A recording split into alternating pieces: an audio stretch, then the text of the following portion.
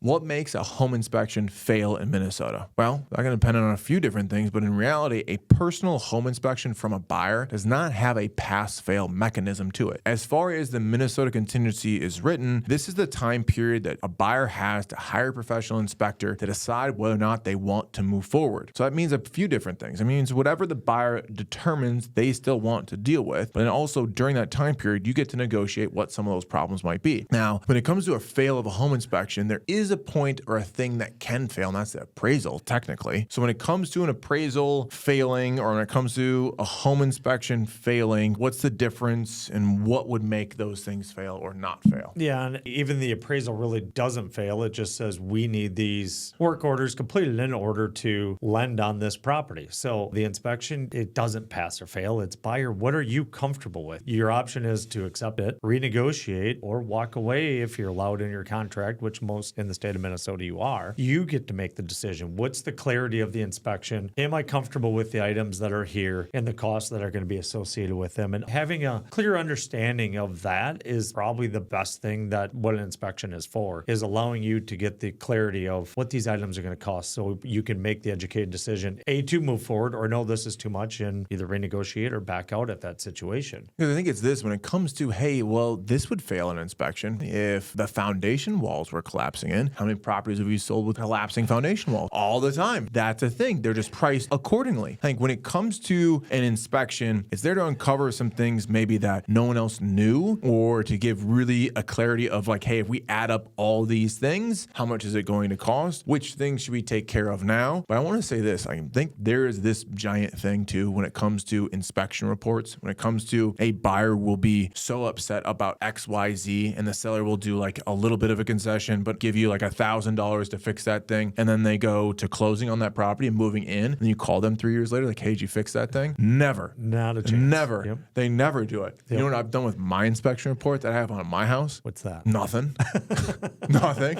Like, I don't think I know I had an inspection report. I don't know if I did anything on it. You know what I mean? The gutters. This house doesn't have gutters. It needs gutters. I want to have gutters. Well, that's $3,500, 10 grand, depending on your gutter and how nice and how big the house is. Sure, we'll give you $5 grand. I promise you, as you said, at 6 months, 1 year, 5 years later, there still isn't gutters on that house. We need the gutters. Not a big deal, kind of thing. Yep. Well, why was it such a big deal during the inspection report? From a buyer's perspective and a seller's perspective, let's say this, it's like one of the hardest periods of the transaction. Like, it's so exciting to get first accepted on the contract. Then all of a sudden you get the inspection. You're like, oh my gosh, we're really doing this. You're talking with the lender, like, this is our cash to close. It's going to cost us X amount of dollars. And now we're getting in this house. Just looking at all the problems, not looking at any of what's exciting about having this house. It's all of the problems. And then literally it's like a GFCI outlet, which is the thing that just straw that breaks the camel's back. I got to ask you this question, Josh. What do you think is the most ridiculous thing you've ever heard somebody canceling a contract for? You think of just like, they got so mad that they didn't have a vermin screen outside and canceled the contract. Some of the times it's like something we've already, it's like,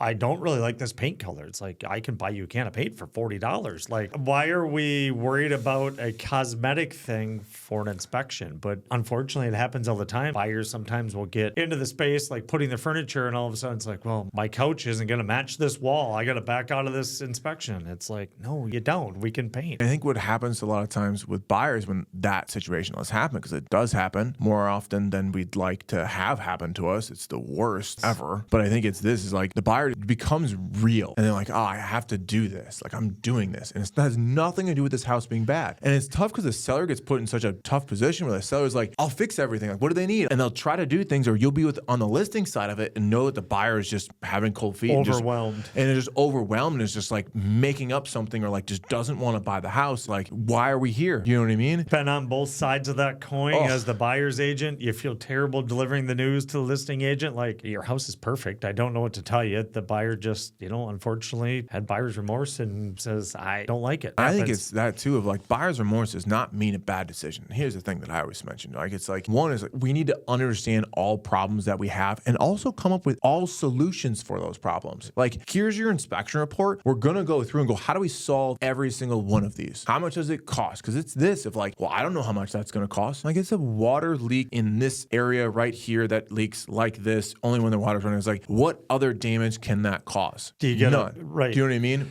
The jetted tub. How many times do we deal with jetted tubs? I Jetted know we've had a tubs, dude. couple in the past short period of, hey, this jetted tub's leaking and it's the biggest problem in the world. And it's like, no, it really isn't. Because I walked back to the client 5 years later. Have you ever used the jetted tub? Not a chance. We were so worried about this jetted tub. New builds, I try to talk buyers out of jetted tubs, unfortunately. Never jetted tubs. You're not Go going to to a use walk-in it. shower, you're not going to use it. You're not going to use the jetted tub. If you don't use the jetted tub, the seals will start to go and it will leak whenever the jetted tub is on. And that's what happens. Like this house was built in 1995. It's got a jetted tub in the corner like they all do. All of a sudden, a buyer goes and does an inspection. They turn the jets on for the first time in 20 years. All the crust and stuff starts coming out of it. And so it goes, it worked last time we used it, you know? I don't know. We don't use it anymore. An inspector turns it on for the first time in half of a century. And it's like, oh, the pump's leaking a little bit. Buyer goes, this is the end of it. We're done with this house. I got a story where I had a seller was going up to list their house. They built it brand new. That was the debate when they built it. Wife wanted the jetted tub. Husband was arguing it. It was 10 grand. She used it the first night they were in there, and then they used it the week before they sold. So they took 2 baths that cost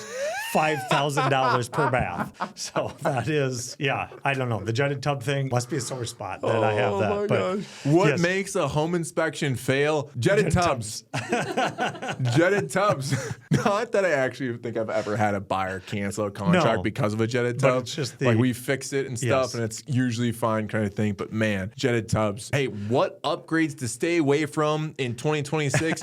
Jetted tubs. Yes. It's going to become a problem. It's going to be an issue. You're not even going to like it. You're not even going to use it. We're gonna $5,000 per use. $5,000 per wash. Do you want that? No, I don't either, right? You want your buyer to have to ask you 10 years down the road to go, hey, can you fix this jetted tub? Because I really might not never use it either. It's exactly what's going to happen. Click the link below if you're deciding whether or not you want a jetted tub. We have our 2026 Sell Smart, Buy Smart plan. Help understand whether now's the right time for you to buy.